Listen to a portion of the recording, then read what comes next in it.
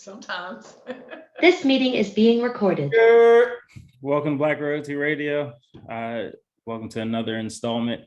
We have another wonderful part two of the Dr. Rivers episode. If you haven't seen part one, you're doing yourself a disservice. Go check that out. Maybe before, maybe after.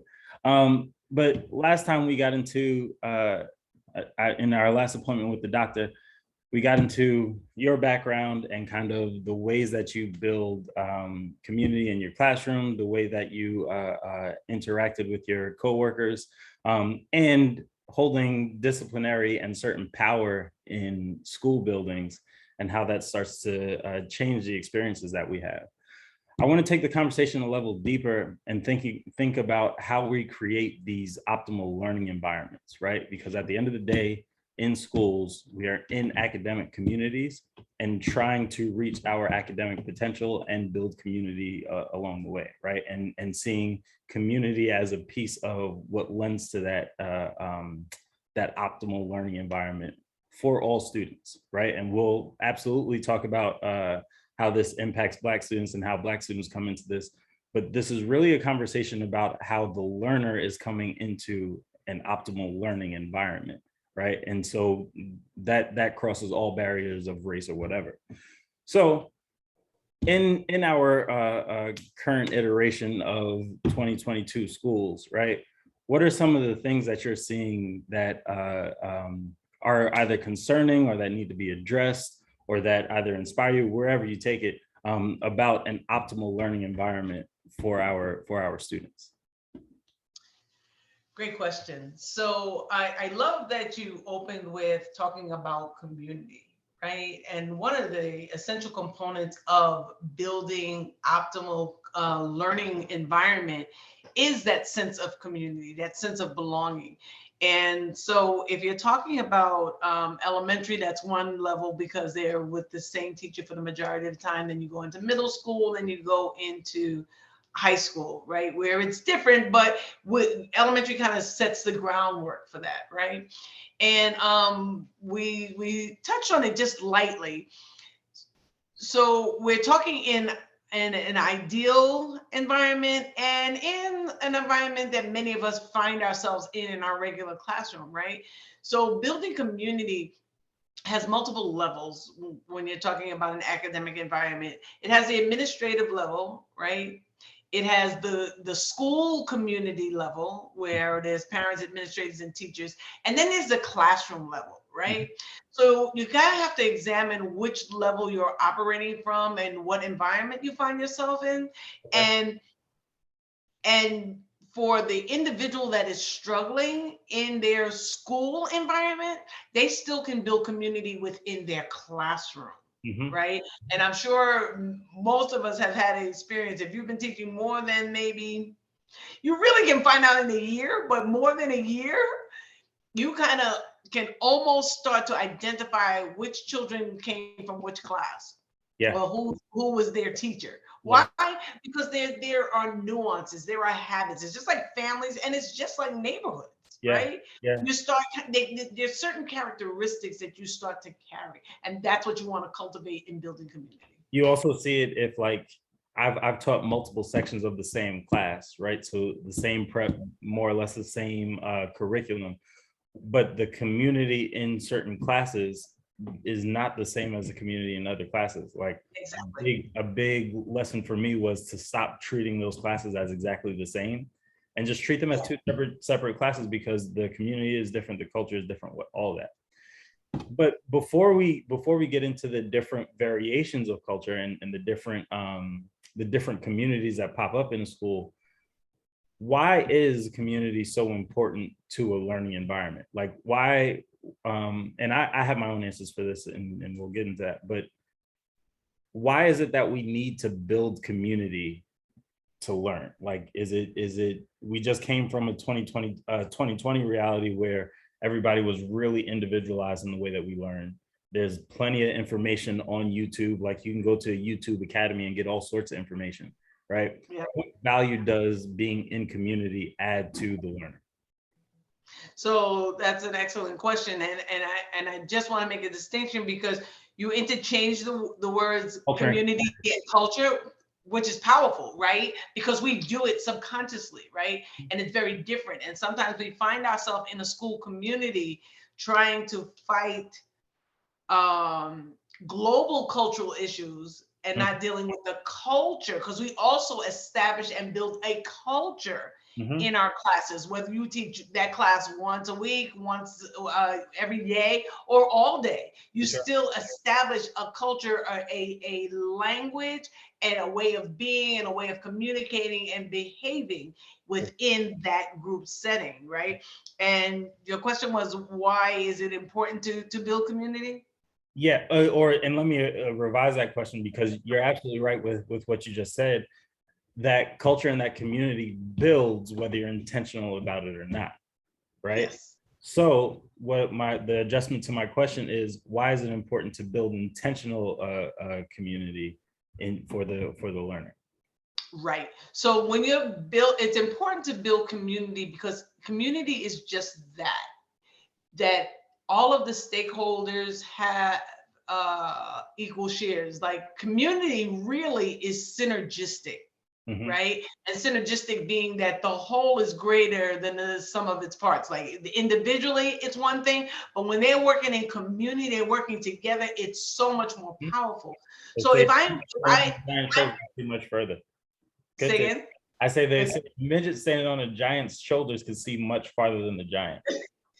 That's a great statement, right? So if the energy or the vision or the mission in the community is uniform or together, right, then my resources and my energy are going to be spent in all of us going further, as opposed to me fighting half of my community and trying to further part of my community. So if I'm a student in your class and I feel, it doesn't mean that I have to yell and scream or be talking all the time. Maybe I'm not a talker, but if I feel that when I do speak that I'm heard and I'm valued, I'm going to contribute differently. Right?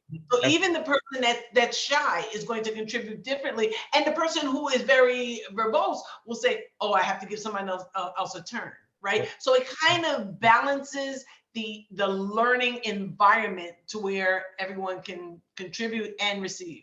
Right, ideally, and that is a process that takes a certain amount of time and is going to look different for every level of learner, right? So like when I have a super introverted student in class who's always locked in, who's always paying attention, but won't speak in the class for any number of reasons, getting them to a point of contributing, right, depends on the community that I can build and how I can make them feel safe in that space, right? So even for the most extroverted students as well, I'm not just trying to get the first thing that pops into your head. I'm trying to get the things that you are still workshopping, you're still working on, you're still not solid about your opinion on. Why? Because that's really where learning starts to happen, when we can kind of grapple with a thought and turn over that thought and have that synergy, because now you're bringing in something and we can chew up the meat and spit out the bones wherever necessary. But that demands a community where I feel safe saying things that I'm either still working through, are new for me, it's a new thought. And I ask kids a lot in, like, if we're talking about The Great Gatsby, I'm asking, like, what sticks out to you? Like, what are you noticing about this? That whole line of questioning are asking questions that demand answers that you haven't previously rehearsed, right? So you don't know that nobody's going to feel some type of way about it. So you have to build a certain community that can hold those things and hold disagreement wherever it shows up, right? Go ahead. Yeah. So I love that you said that, right? Because what needs to be clarified and stated is that environment that you're speaking of is not something that you hope to occur or you wish to. It is, as you said before, it's very intentional. When you use that word, I love that word, right? And so building community within a classroom within a school building, Mhm. within a campus setting is very intentional, Yeah. right? And so I wouldn't want the miscommunication to go across that, oh yeah, I can't do that, or I don't know those kids, or I don't know how to connect. There are very specific steps that you can take Yeah. to building that community that you will surprise yourself with the results. It's one of the things that I teach on in my business, but there are very specific and explicit steps that will give you powerful results Yeah. in building community. Which is a special plug for AskDrRivers.com. So let's take a tangible break here, right? We'll get back to that conversation in a second, but tangibly, let's give we go 2 to 3 each, right? You go one, I'll go one, you go one, I'll go one. How do you Okay. intentionally build that kind of community in your classroom? My first answer is always going to be group work, right? I'm always trying to get students to work with each other in ways that have low stakes to them. So we'll do check-ins, we'll do free writes, and I'll pair them up with people that I know that they haven't talked to often, or that I see them not interacting with very often, and just create a new line of communication in the classroom, because I feel like the culture depends on how many connections are present there. That's my one. Give me one. My one would be eliminate assumptions on your own part as the facilitator, and get to know who's in front of you, right? And the only way to do that is to communicate. If you spend the time in the beginning getting to know who your players are or who your participants are, you're going to have a different level of conversation. It's just like when you're having an adult conversation, you kind of feel out, if you want to talk about golf, you'll say, have you ever been golfing? Oh, I don't know anything about golf. Well, you're going to give me a different kind of conversation. And if I say, oh yeah, I play every week, get to know the people in front of you and eliminate assumptions. I love that. Here's my second. Lessen the intensity at important points, right? Because everything can't be you either got an A or you fail, right? And grading, the way kids see grading right now, and one of these days I'll stop putting off my conversation about grading, and I'll talk to you about grading. But the way kids see grades right now, it's all about that grade, right? I've had kids argue with me tooth and nail to go from a 97 to a 98, which in my mind is annoying, but whatever. The point here is there have to be exercises where failure is okay and something that we can learn from and grow from, right? We can't just give lip service to failure and say that we see it as part of the process and never allow it room to be part of the process. So being able to work with students so that a mistake isn't fatal and isn't final. Yes. And that we can move from a bad performance, however it shows up, and continue on our trajectory to reach our potential. That's Wow. your Okay. turn. So my two is kind of in line with that. And I say this a lot: listen to the response instead of for an answer. And so what I mean by that is, like, when we plan these, we listen, as teachers, some of us, we like our plans because we thought about this and this is going to be great. And then you get in the real classroom, you thought it was going to be such a great point, and people are looking at it, and the learners are looking at you like, okay, what? I don't know what you're talking about, because they don't have your reference base. So if my automatic is get through this lesson and I ask a question, a closed question, and it doesn't fly the way I thought it would, I'm automatically gonna say, nope, that's not it. If I'm listening to the response, I can get to where they are, and then I know what path to take them to get them to where we're trying to go to meet the objective. So listen to the response, not for an answer. Oh, that's an excellent one. All right, I'm going to round out my top 3 with let them lead, right? So I think sometimes, and particularly when I think back to my first year teaching and my first year in my classroom, you feel this pressure of having all the answers, and like, I'm disseminating information for you all because you don't know it, and you're just down there and you need this information.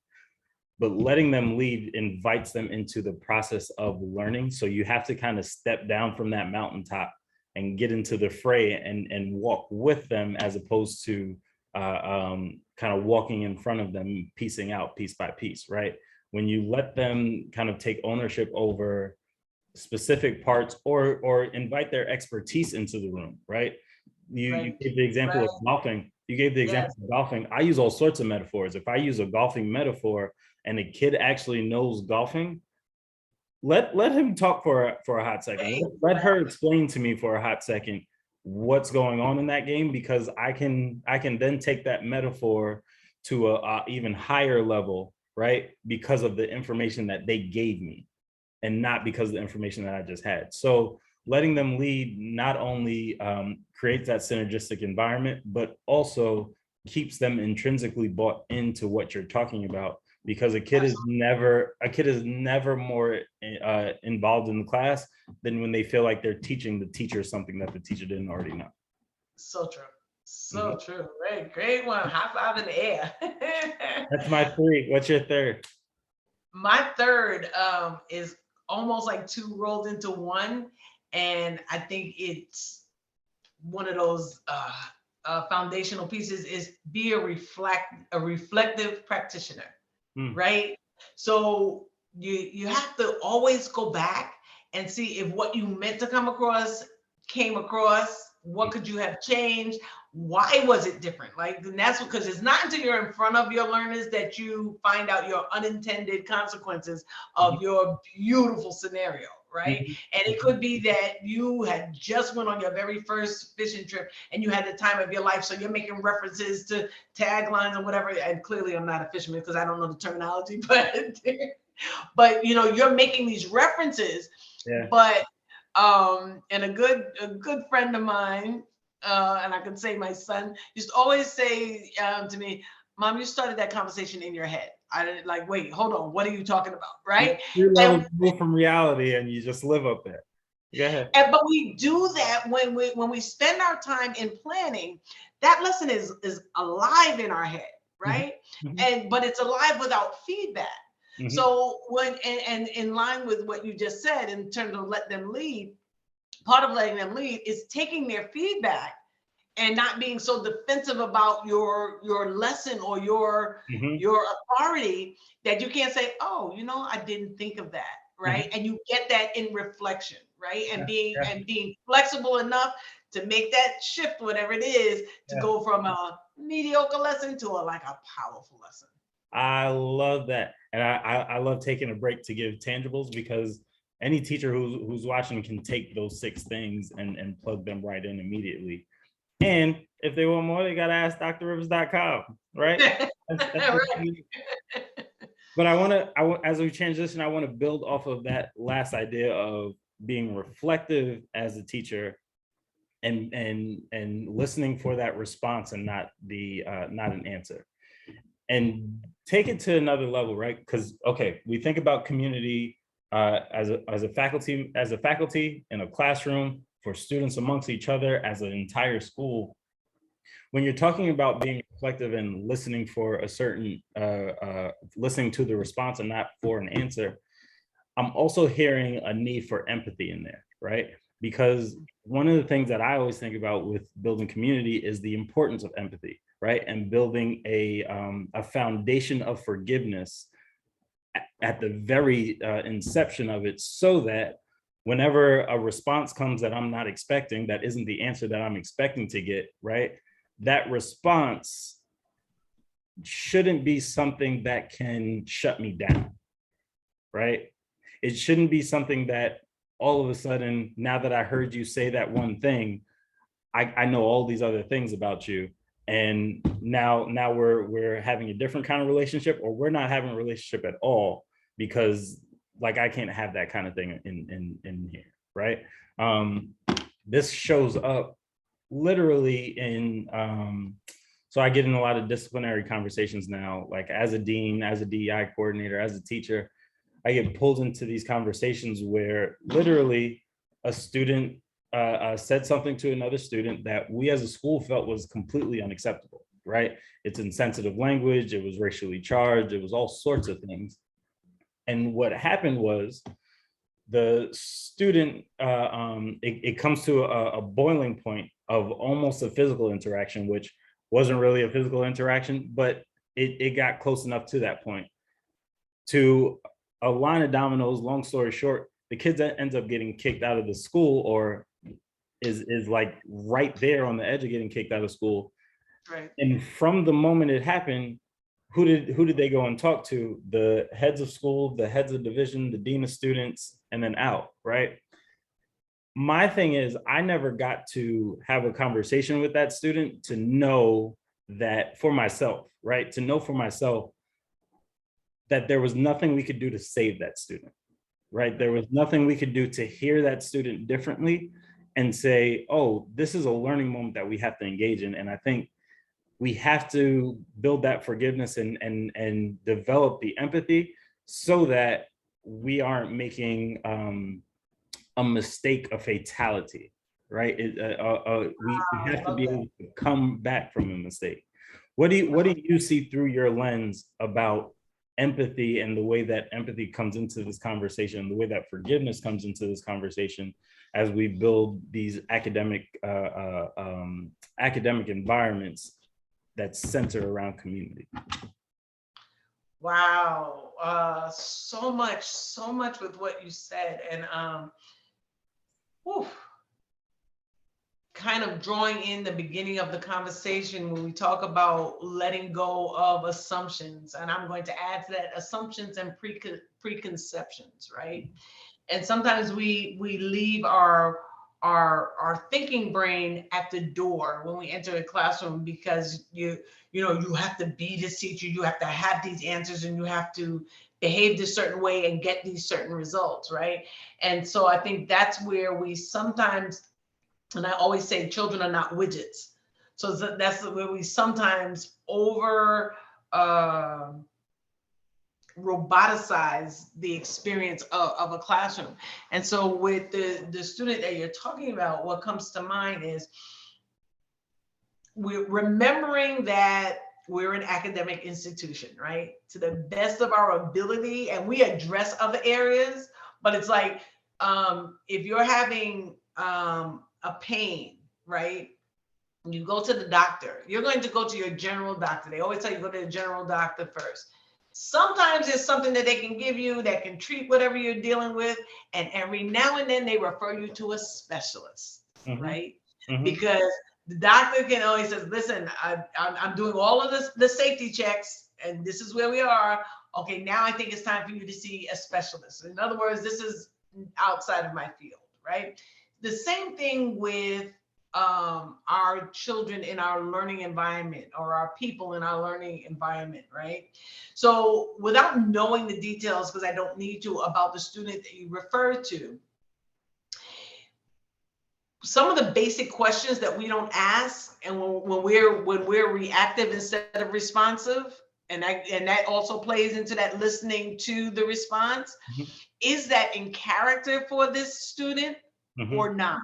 Yeah. Is this student like this only with certain people, or they like this across the board? Yeah. Right? So when you talk about empathy, it's different than sympathy, where you're trying to give them an excuse and say, oh, well, so-and-so is really sad because they didn't have breakfast or whatever, to empathy to, I wonder what was the trigger, right?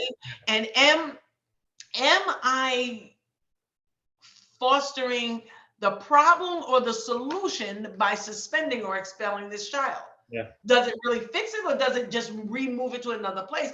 Because children don't realign their socialization. Like they may, if there was an issue with another student, they may still see this student in the neighborhood. We haven't really fixed it, but we've eliminated the problem for us. So when you talk about the empathy of it, it requires us to dig a little deeper. And in the scenario that you put forth, it may be another conversation, right, to have to adjust the environment.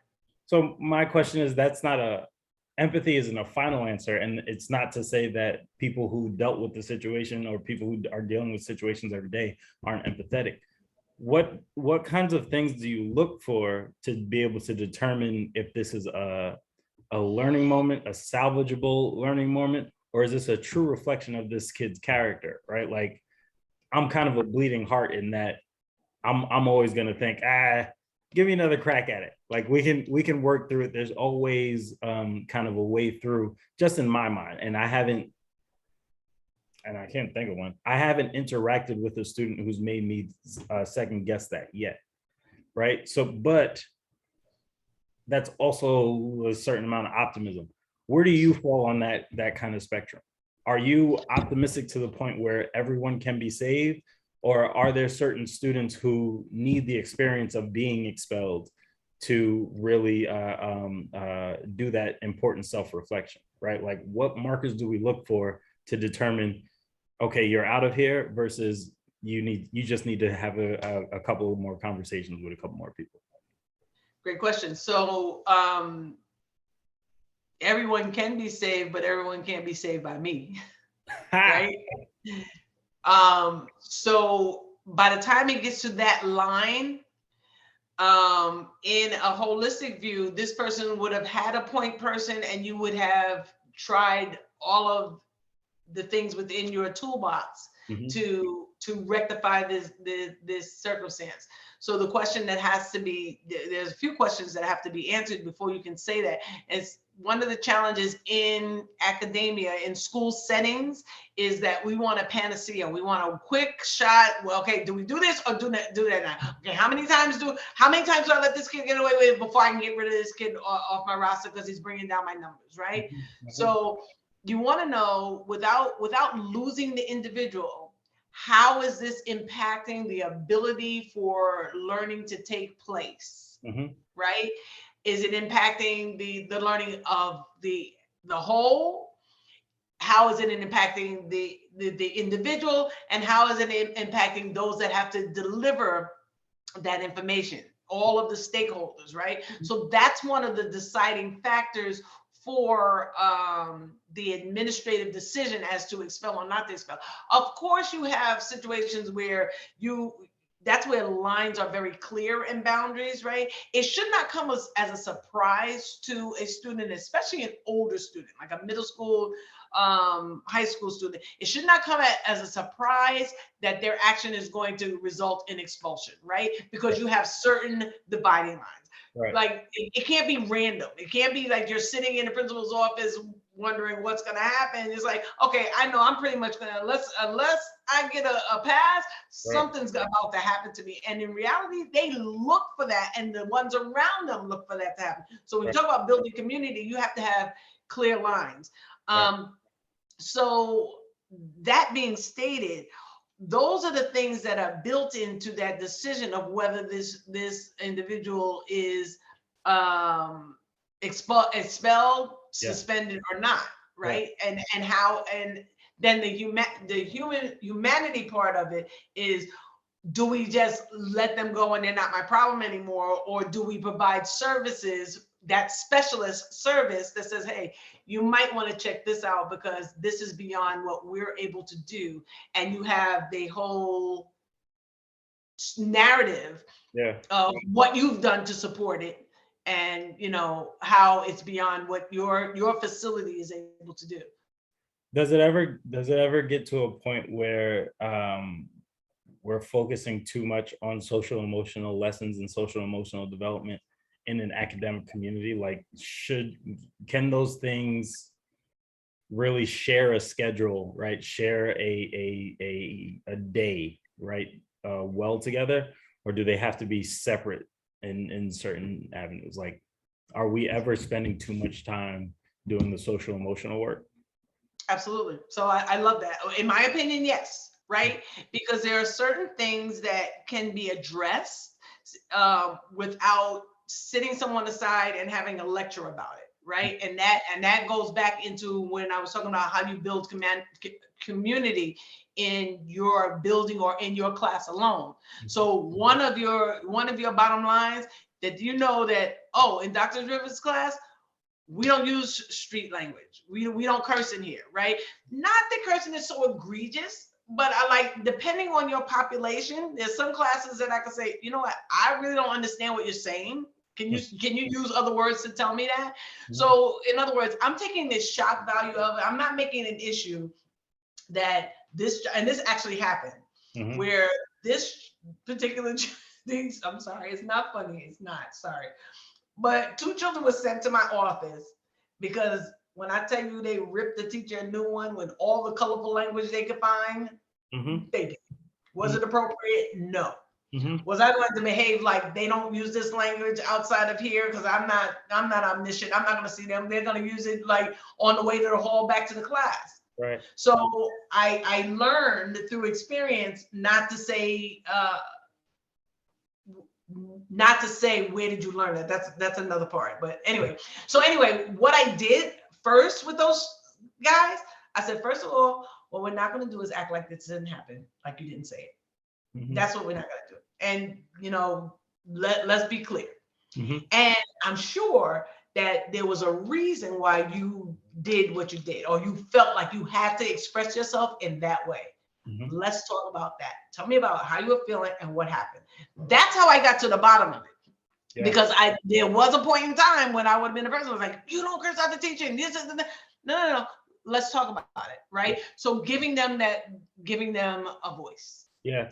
So what rings in my mind from that is another situation that shows up on my campus and plenty of other campus where white students are overheard here saying the N-word or saying something insensitive or making some kind of joke that doesn't fully reach the level of expulsion or hard kick out, but it does warrant like a consequence of some sort. A conversation and consequence. It's one thing when it's foul language in front of, like, that's kind of clean, but how do you make sure that the student is kind of intrinsically taking the lesson from that and not just giving you a face value nod, yes, okay, gotcha, sorry, and moving on and doing the same thing over and over again, right? Like, how do you really get that understanding? Because I feel like empathy is needed there too, just to understand the impact that your words can have on other people. So that's not a one-dimensional answer. And I don't think that both can be addressed in that same moment, right? So when we have a level of agreement that this is not the language that we use here, right? And I made this mistake once with a kindergarten child, right? And this is how I learned it. And he said he used a couple of the bombs, and I looked at him and I said, oh, and I said, where did you get that? Oh my goodness. He said, my mom, right? Now, because I'm thinking on my feet, we're not here judging mom. We're not saying, well, your mother shouldn't talk about that. We're here in this moment. It says, oh, well, we don't talk like that in school. Can we use school language, right? That's not the conversation we have here in school, right? So that's how we do it on the lower levels. When it comes older, it would be like, okay, guys, we have an agreement, and that, like, class rules, they don't do as much anymore, but it kind of gives you your footing on where you are, right? And sometimes I use it I will use it in like clothing, right? And so I'll say, guys, if you had yard work to do and you were doing your job, which one of your sneakers would you put on? You're going to be in mud, you're going to touch the cement and everything. Which one of your shoes would you put on? All right. Now, if you're going to school, what would you put on? Now you got an event. It's your day, it's your birthday. We going to hang out, and who's going to be there, and you want them to see, what are you putting on, right? So there's a attire that you use for different circumstances, right? Right? So we're choosing in this environment not to use the language that breaks down, but that supports. Yeah. Right. And so after you've had that ground level conversation, and it comes like, is that the most effective way you could have communicated? Because when you talk about making it intrinsic, you first have to get them away from defending themselves and their right to say whatever they want to, like, but okay, is that what you wanted to communicate? Yeah. Right. Great like, point. Do you even know them? Like, what are you really trying to say? Great point. Right? And a great point about dress code there too, but that's a different conversation. But I want to take us back to the idea of empathy as a way to build that community, because what you just said is really kind of powerful when you think of the response that somebody has to being, I'll call it challenged, right? Challenge. I've played with confronted, maybe whatever, right? Challenged, right? When somebody's challenged, they're either going to be reflective in a moment or they're going to be defensive, right? And it's kind of clear as day when you know what you're looking for, and it changes the nature of the conversation. We need empathy to be able to exist in a diverse community, right? In a community where not everybody is coming from your same perspective, your same experience, and sharing your same whatever values, right? Or morality even. We need empathy to be able to exist at the same time as those people. But what I'm seeing right now is we're kind of at this moment where there's not really forgiveness or empathy to be had in certain conversations, because any disagreement we have is so extreme, right? Politically, Republicans and Democrats are like so extremely different worlds, to the point where oh, are you a Trump supporter becomes not only a conversation but a full conversation, right? Because if somebody says yes to that, I can think of a number of people who are just like, I don't have time for you, I don't have space for you, nothing. Oh, is that a Black Lives Matter shirt? Oh no, okay. Is that a Blue Lives Matter shirt? That's hate speech, you got to be out of here. So there's some really harsh extremes to be had on a lot of these conversations, and no middle ground for anybody to really exist between them, right? So can you speak to either the importance or like how to create the environment, or even the consequence of not having that empathy on our school communities, where we're bringing students from all walks of life, all sorts of different perspectives, and trying to challenge them and elevate them in ways that develop them as human beings, as students, as athletes, as all of that, all at the same time? Well, that's a big question. And there are so many parts to that, right?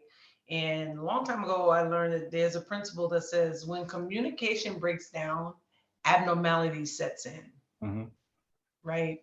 So we're talking about multiple levels. So now you said what are some things that can be done to rectify it? My paraphrase of your question. And it depends on whether you're dealing with this on a school level or in your classroom. There are things that both can happen, right? And again, when we're creating that academic environment, the way I would address it on a classroom level is different than the way I would address it on a school level. On a school, and I've dealt with it both ways, right? Because as the positive behavior director in an entire building, right, where we shifted the entire culture around in that building, right, and the before going after the students and the learners, I created a uniform language for all of the adults in the building. And I say adults on purpose because I gave this information not to the custodians, to the kitchen workers, to the school aides, to the paraprofessionals, to the office workers, to everybody who is invested in this community towards changing it. And the funniest thing happened the other day. I had a conversation with a colleague, a former colleague, right? And she was talking about the students that when I was there, they were probably in, I think when I left, they may have been second graders. And they were there from kindergarten, second grade. And one of the young men was getting in trouble and they were getting kicked, suspended from the basketball team or whatever. Mm-hmm. And his conversation to her was, you know why we do that? Because they let us. He said, he looked at her, he said, you from that old school, that old group. You was there with Dr. Rivers, right? He said, you guys didn't let us get away with anything.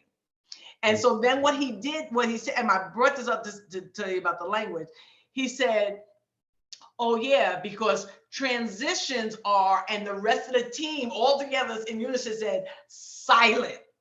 But that was one example of the language that we built there, because the hallways were like almost pandemonium. It's like, oh no, we can't do this. So whenever I walk the hall, and when I taught them and we broke it all the way down, and we're not going to get into that now of the process of doing that, but whenever you pass an adult in there and we were with the children, the classes were passing, excuse me, transitions are silent. Like, keep it short and to the point. Transitions are silent. And you could hear my voice. They probably heard me in their sleep saying that.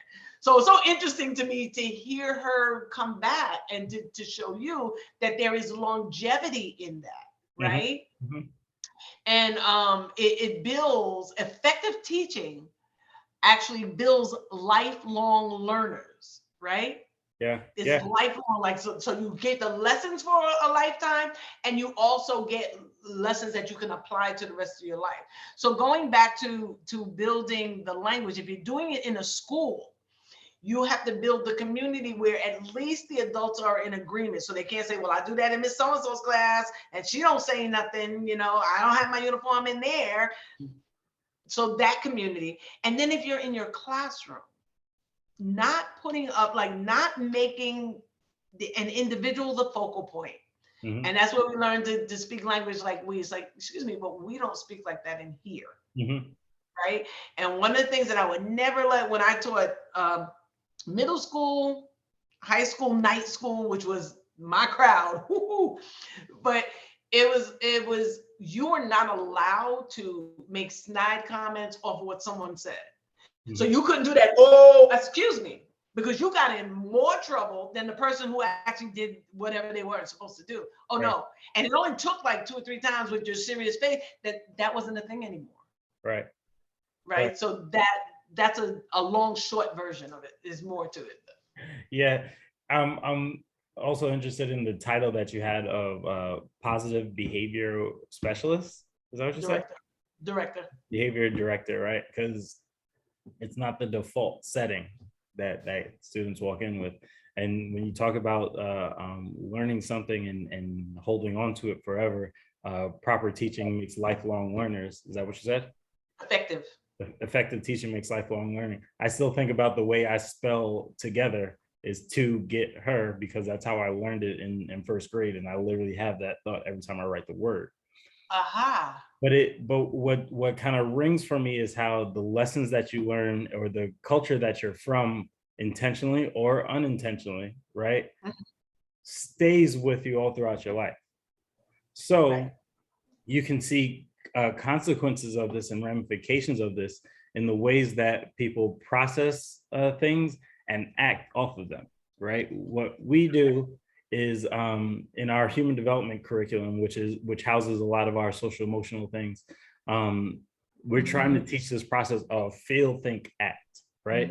So, and Kate Kamen's, shout out to her. Hopefully I'll interview her on this podcast sooner or later. But this idea of feel, think, act is you have a feeling that comes from somewhere, assess where that feeling comes from, think about the feeling, right? And then act based off of the thoughts that you had about your feeling, right? Are you still with me? Oh, you might be gone. Hello. We'll see if she comes back. I won't continue my explanation. This meeting is being recorded. So ideally, right, you feel something, you think about what that feeling was and how it manifested, where it came from, and then you act based off of those thoughts that you analyze the feeling with. That's the way it ideally happens. But often what happens is we feel something and we act directly off of it, right? So I go to the supermarket hungry. I feel hunger and I pick up this bag of garbage that I didn't need to eat, right? I get halfway through it, the initial impulse is gone, and I'm like, I don't really want this. But also it plays out in bigger ways. And I know one of the conversations that we wanted to get into is the situation with Will Smith and Chris Rock. And I think it's a perfect example of feel, think, act going wrong, because when you start the trajectory to physically harm somebody, you're going from feeling to action, right? You're going because the thought process there would have told him that that's not the place, that's not the time, that's not the way you go about doing this, right? He's at literally, is it the Grammys or the Oscars? Oscars. He's at the Oscars on all the world stage, right? He's up for one of the biggest awards of his life. He knows better than to let his emotions take control of him in that moment, right? And the idea that comes back to this is building community and building empathy for people. There can't be unforgivable things that can just kind of come. Does that make sense to you? Mhm. Right? Mhm. Can you speak a little bit to what you see in that situation and how it relates to this school empathy building community that we're talking about on the other side? Yeah, so great question. So in terms of that, I kind of have an alternate perspective than a lot that I've been hearing, right? And so when we talk about empathy, and I kind of alluded to it a little bit earlier when I said, is this in line with who you know this person to be, right? So that was a high impact, high emotional circumstance, right? And so when you talk about empathy and forgiveness, we've kind of been desensitized to empathy and forgiveness as a society, right? Because on one hand, we're cheering for certain behavior. That's why people watch the WWF and they watch all of these things.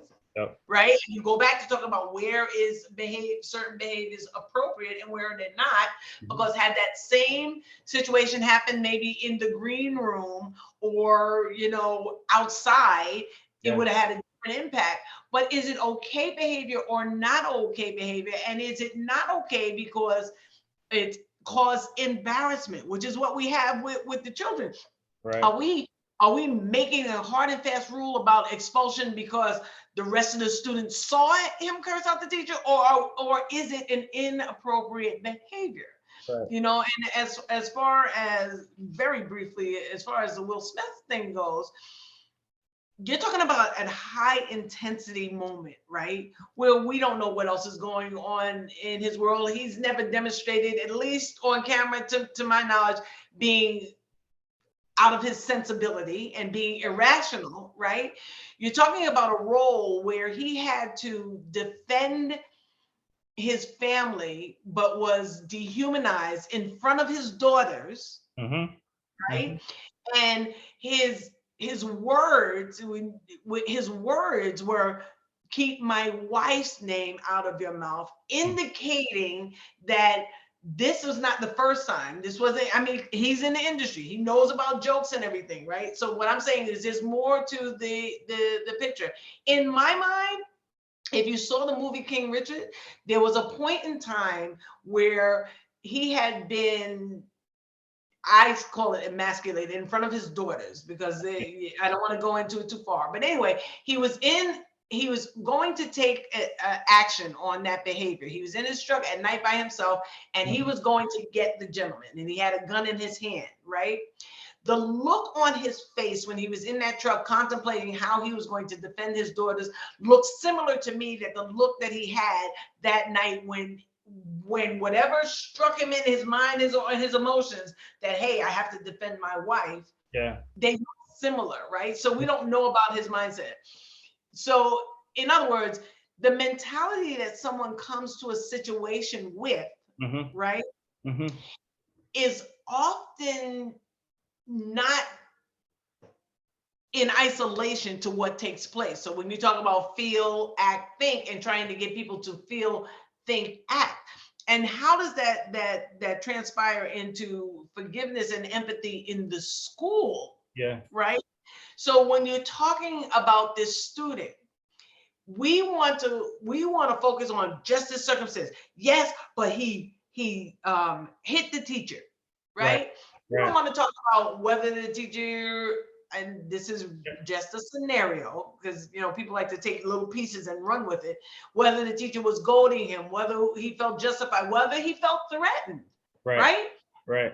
Because the only way to identify a threat Mm-hmm. is the perception of the person that it's aimed towards, Yeah. right? Yeah. We can't say whether or not Will Smith felt his wife was in danger, because a lot of the commentary later was, well, that was nothing to be afraid of. Well, his perception of that moment made him behave like that. Our students' perception of their safety in the community, trusting that someone's going to take up for them, trusting that the things are going to be handled fairly, trusting that this is a place where they can express themselves and it not be fatal, is major. And that's how it moves together.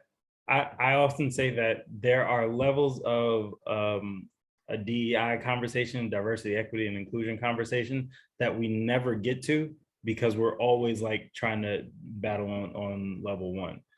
You said you brought up him feeling emasculated in the movie and compared it to the real world, right?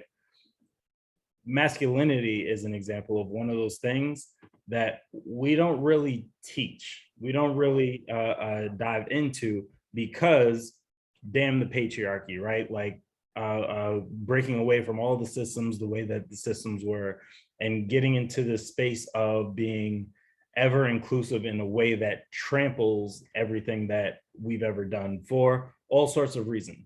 I'm not really getting into that right now.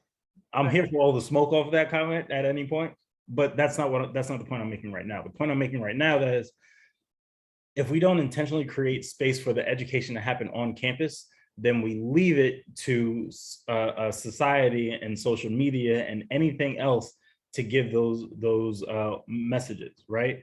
So for Will Smith and for all students, right? I'm making a particular point about Black men here. So for Black male students and men of color in our communities, what they're learning about respect and about their own masculinity is at constant conflict kind of throughout their experience in America as they grow and as they learn, right?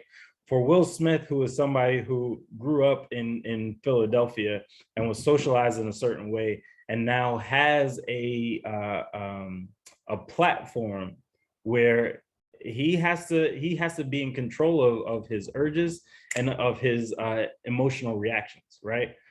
I've said this on this platform, and I've said it before. There's no place in America for a Black man's rage unless it's in a white man's wallet, right? So I can be all types of emotional if I'm on a football field, if I'm on a basketball court, if I'm assigned to a label and rapping about violence. But in the functional reality of the world, I can't actually be any of those things because one, I'll get arrested, get pushed out of the communities that I'm in, or have all sorts of ramifications, right? Let me boil that down back to where we're at.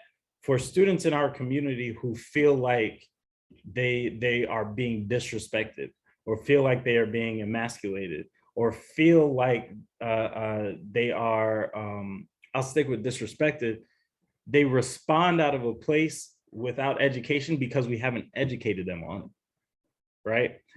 For the Will Smith situation, I think he started himself on a path that he couldn't stop himself from, right? I think there were probably multiple moments for him where like the thought crossed through his mind, like, oh, I thought somebody would stop me by now. What am I going to do next? What am I going to do next? What am I going to do next? Right? And then ultimately he slaps him and goes and sits back down because it was just like, I didn't even think it was real at first, right? A lot of people still don't think that it was real. A lot of people still don't think it was real, right? But my question comes in, how was he educated up until that point? Because we see these grown men make mistakes that are indicative of teenage boys, like losing control of your emotions, right? But it happens at a point where it's unforgivable at this point, right? And Will Smith is one example, but also you have all sorts of I'll just white men who get in certain positions and then expose their lack of understanding of racial dynamics and say things that are immediately unforgivable, right? And so I just blew that whole situation up. But boiling it back down, right, to what we're seeing on campus and being understanding of on campus, the students that are in our building in the day-to-day become those adults who are doing things that we're looking at in the media. Yeah, so a lot to what you said. I think that with media, it's a blessing and a curse, and just take those words just for what they mean, and don't want a whole thing about it. In that moment is not just relived in someone's mind, right? It's visual in front of you. So it's easy to say about what you think someone was thinking, but in the reality is that happened in such a quick moment in time that, like, literally there was a disconnect between, it was just raw emotion, right? Mm-hmm. That's what I believe, right? So I don't think that he was thinking like, I'm gonna go up here and hit him. He was going to address this thing, fight or flee. Mm-hmm. He fight or flee. He kicked into fight because he had been fleeing. And he took on the personhood of this individual. He had been fleeing in a movie, and actors, like real high actors in their craft, they embody their character. Right? Mm-hmm. He had been fleeing. We don't know what he was thinking. Like, oh man, if that was my daughter, like a man and their daughter, that is nothing to play with, right? So and a lot of actions that take place in school are fed off of the conversations the learners are having, the environment that they live in, and the scenarios that they play in their head if they're ever confronted with this. That's why you can't answer those things in isolation and make a life sentence out of what is. And so in building community, mm-hmm. right, they get a chance to practice mm-hmm. positive behaviors that work out better than the scenarios they create in their mind. Because in order for you to create in your mind the action that you would do, if you have to infer or make up someone's response to you, mm-hmm. right? So if you say, well, if somebody banged into me, I'm just gonna smack them in their face. Like it's like they step on my sneakers, I'm punching them dead in their face. Mm-hmm. You're not prepared for it. They stepped on my sneaker and they almost fell. Oh, I'm so sorry. I didn't mean that to happen. I almost tripped. And you look up and it's a pregnant woman. And I'm being extreme for on purpose, because you can't possibly have all the scenarios in your head right. that lead to an action. But right. if you train yourself to think about it first and just look, because if your mind have been practicing your mind how you want to hit somebody the next time they step on your sneaker or they bump into you, then you're already triggered for that, right? And so you're already acting based on what you've practiced in your mind. Right. And one of the things that people say that is not, in my mind, not accurate, when they say practice makes perfect, no. Practice makes permanent. Mm-hmm. So when they have the opportunity to practice using their words instead of their bodies, if they have the opportunity to respond to someone who's yelling out in the class and cursing them, and it's not just cursing back, it's like, can you use a different word? Like, practice these scenarios. Then it becomes, when you asked before, how do we make it, instead of them just saying yes to me, how do we get them to internalize it? That's how. Absolutely. Having that opportunity. Absolutely. And I think that also speaks to implementing restorative justice practices as opposed to punitive punishments for discipline, which is listen, I think punitive should be thrown out. That's a whole nother thing, because and I just have to insert that. I always said every action has a consequence. That's how I explained it to the students, right? So you get to choose, but every choice has a consequence. Yeah. So if you choose not to follow, I'm not punishing you. This is a consequence of your choice. And I think that shift in thinking about it also, not only does it impact the person who's doing it, it impacts the person who's implementing the consequence, right? Because in school, why should anybody be punished in school? You shouldn't, but you should have a consequence of your action, and it should be directly connected to that action to promote change. Absolutely. So we're going to shift to closing this one out. We gave 3 tangible, we actually gave 6 because you gave 3, I gave 3 tangible tips about building community in the classroom. Let's leave off with one tangible thing for building community in the broader school, right? What would you say to a teacher, to an administrator, to somebody who just cares about it, about how to go about building that community, that culture that creates the optimal learning environment? You want me to go first? Yes, please. I don't know if this is the most helpful thing that I have. This is the most helpful tool in my pocket. But the fact that I wear multiple hats, the fact that I'm a teacher, I'm a coach, I'm a dean, I'm a DI coordinator, allows me to use those hats to leverage my relationships, right? So the tip here is to build a social capital with students so that it's not just a disciplinary conversation for the sake of the disciplinary conversation, right? It's Mr. Rivers is holding you to a standard that we agreed to because he cares about you, and people who care about you correct you, as the great doctor once said. But without those relationships, it becomes a whole different conversation. For example, in the situation that I brought up earlier about the student who's potentially getting expelled, I was kind of taken aback by that situation because they were immediately pulled into the head of upper school, his office, or the head of middle school office. The channels. Without ever talking to the dean that they see regularly, without talking to the teacher that they know, that have relationships with. And so it elevates it to a point of this conversation carries a different kind of weight now, simply because we don't have a social capital. We don't have a relationship with each other. So again, the tip there, to build that social capital. So whether if you're an administrator who doesn't really have direct contact in classrooms or whatever, make sure you're checking in at some point with students about how their day's going. Go show up to a game and watch them do their thing. Go show up to, I just found out what robotic New Year is, a robot New Year, when they find out the new thing, and all the robotics kids are super excited about it. It's a whole thing that I had no idea about, right? But when I show up, not as an expert, not as even helping, I'm just there.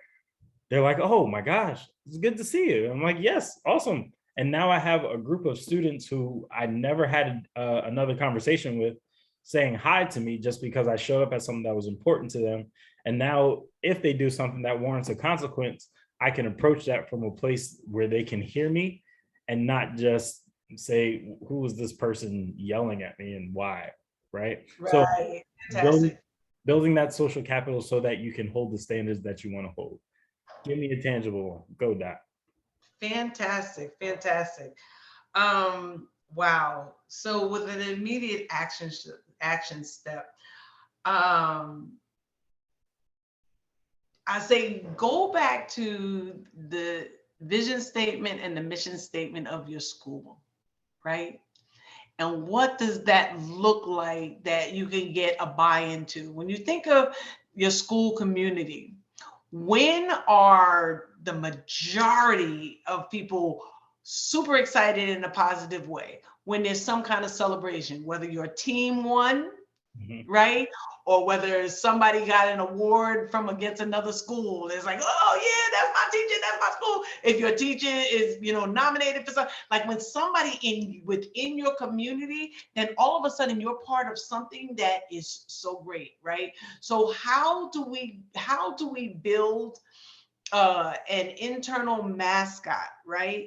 And that's with being consistent with the language, right? And it bleeds right into what you were saying. So if you know that when you pass the president of your school, and anything random, like that this means like we're always listening to you. I don't care what it is, but it's a move that your school community knows, right? So if anybody came to the game or whatever, they know that when you do this, that means that Yeah, we're listening. Whatever your motto is, I think it's a small thing, but it's a big thing. So even if you can build, it can start out as a classroom competition that each class or each section has their own motto.